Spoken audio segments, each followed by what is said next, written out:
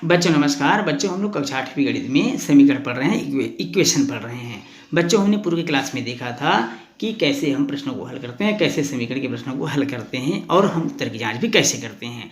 बच्चों आइए देखते हैं इस क्लास में कुछ प्रश्नों को जो बचा हुआ है इस अध्याय का। और आज का यह क्लास अर्थात भाग 3 ये अंतिम भाग भी होगा। तो चलिए बच्चों बिना देर के शुरू करते हैं। प्रश्न पहला, अनुराग और आकांक्षा की आयु का अनुपात 7:5 है। 6 वर्ष बाद उनकी आयु 5:4 के अनुपात की में हो जाती है, तो दोनों की वर्तमान आयु ज्ञात कीजिए। यहाँ पर देखिए बच्चों, अनुराग और आकांक्षा की आयु का अनुपात दिया हुआ है और वो अनुपात है 7:5। लेकिन ये 6 वर्ष बाद यही अनुपात बदल कर हो जाता है 5:4 हो जाता है, तो उन दोनों की वर्तमान आयु आपको ज्ञात करना है। तो सबसे पहले बच्चों हमको उन दोनों की वर्तमान आयु मानना पड़ेगा। माना कि अनुराग की वर्तमान आयु, अनुराग की आयु 7x मान लेते हैं, 7x व आकांक्षा की आयु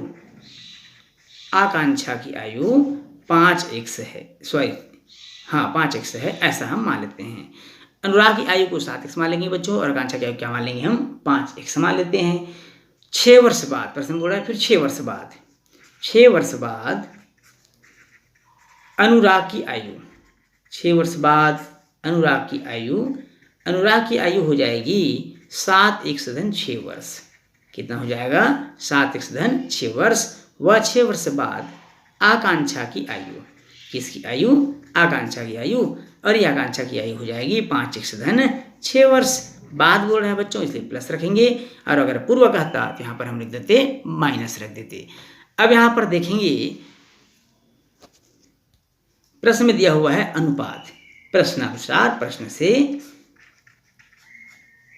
अनुराग की 6 वर्ष पश्चात की आयु और आकांक्षा की 6 वर्ष पश्चात की आयु अर्थात 7x धन 6 बटे 5x धन 6, इनका अनुपात हो जाता है 5:4। कितना हो जाता है 5:4। अब यहाँ पर हम तिर्यक गुणा करेंगे। तिर्यक गुणा करने पर अब हम तिर्यक गुणा कर देते हैं बच्चों, अर्थात 5 गुणा हो जाएगा 5x धन 6 से, और 4 गुणा हो जाएगा 7x धन 6 से। 5 का गुणा 5x धन 6 से कर देंगे। 4 सत्ते 28x, 4 छक्के 24 बराबर हो जाएगा 5 पंचे 25x धन 5 छक्का 30। पक्षांतर कर देंगे। 28x ऋण 25x बराबर 30 ऋण हो जाएगा 24। 28 में 25 घटा दीजिए, ये हो जाएगा 3x, और 30 में 24 घटा दीजिए, ये हमको मिल जाएगा 6। x बराबर हो जाएगा 6/3 अर्थात 3 दूनी 6। तो x का मान कितना प्राप्त हो गया, हमको 2 प्राप्त हो गया। अब हम निकाल सकते हैं अनुराग की आयु और आकांक्षा की आयु।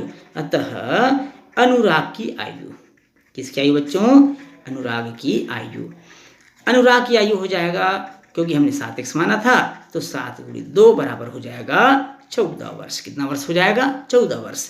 जबकि आकांक्षा की आयु हो जाएगी, आकांक्षा की आयु, चूंकि हमने उसको कितना माना था बच्चों, हमने आकांक्षा की आयु को माना था 5x माना था, तो ये हो जाएगा 5 × 2 अर्थात 5 दूनी 10 वर्ष। तो इस तरह से हमने देखा कि अनुराग की आयु 14 वर्ष होगी, जबकि आकांक्षा की आयु हो जाएगी 10 वर्ष, और ये हमारा आंसर होगा। चलिए बच्चों चलते हैं अगले प्रश्न की ओर। मनीषा की माँ की आयु मनीषा की आयु की तिगुनी है।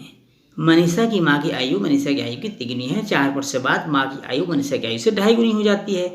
दोनों की वर्तमान आयु ज्ञात कीजिए। यहाँ पर देखिए बच्चों, मनीषा की आयु तिगुनी है। मनीषा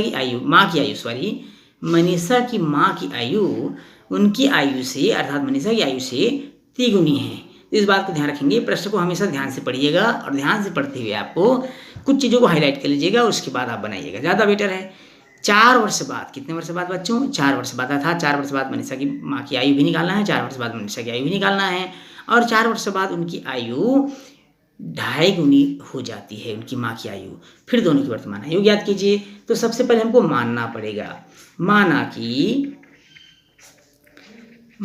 कि मनीषा की आयु x वर्ष है। माना कि मनीषा की आयु x वर्ष है, ऐसा हम मान लेते हैं, x वर्ष है। अब जब मनीषा की आयु x वर्ष होगी बच्चों, तो उसकी माँ की आयु कितनी हो जाएगी, क्योंकि वो तो तिगुनी है, तिगुनी उनकी आयु, इसलिए माँ की आयु, मनीषा की माँ की आयु हो जाएगी 3x वर्ष। कितना वर्ष हो जाएगी? 3x वर्ष होगी, क्योंकि वो तिगुनी है। अब 4 वर्ष बाद बोल रहा है, 4 वर्ष बाद हम दोनों की आयु ज्ञात कर लेते हैं। सबसे पहले हम ज्ञात करेंगे मनीषा की आयु। 4 वर्ष बाद मनीषा की आयु, 4 वर्ष बाद मनीषा की आयु हो जाएगी बच्चों 1+4 वर्ष।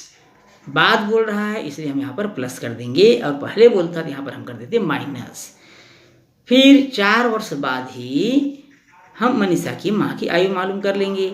मनीषा की माँ की आयु, अब मनीषा की माँ की आयु कितना था? 3x था। अब 3x+4 वर्ष हो जाएगा। ये इस तरह से हो जाएगा प्रश्नानुसार। अब ऐसा करने से 4 वर्ष बाद हो जाता है मनीषा की माँ की आयु, मनीषा की आयु 2.5 गुनी हो जाती है, अर्थात माँ की आयु बराबर 2.5 गुनी हो जाती है मनीषा की आयु से।